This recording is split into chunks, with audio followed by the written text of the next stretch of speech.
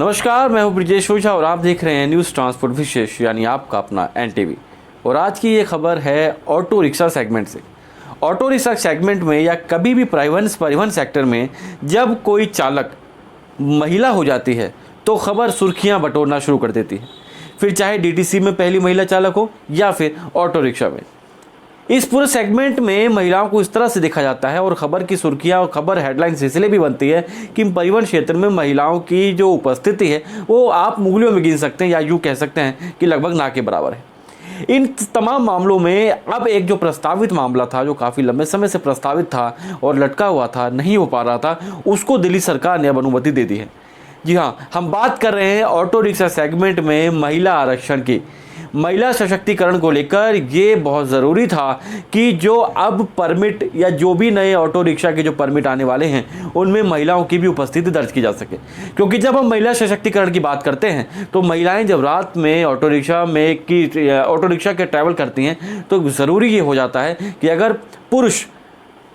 चालक है तो कहीं ना कहीं महिला के मन में कोई ना कोई डर या फिर भय रहता है। लेकिन अगर दिल्ली की सड़कों पर ऑटो रिक्शा में महिलाएं भी ड्राइवर हों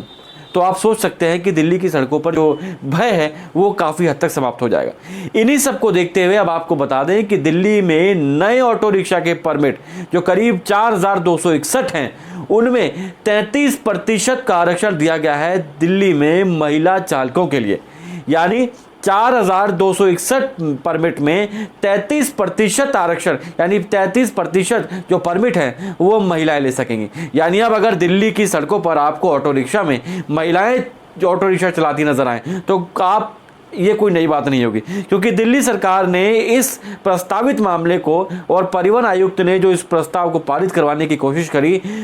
उस पर दिल्ली सरकार ने हरी झंडी दिखा दी है। और इस पूरी प्रक्रिया को लेकर दिल्ली की जो तमाम ऑटो यूनियंस हैं और जो ऑटो रिक्शा चालक हैं वो भी बहुत अप्रिशिएट कर रहे हैं, बहुत तारीफ कर रहे हैं और धन्यवाद अदा कर रहे हैं दिल्ली के परिवहन आयुक्त का। इस पूरे मामले में transport operator labour and welfare association Tolwa के अध्यक्ष संजय बाटला ने भी परिवहन आयुक्त और दिल्ली सरकार की इस कदम और प्रयास को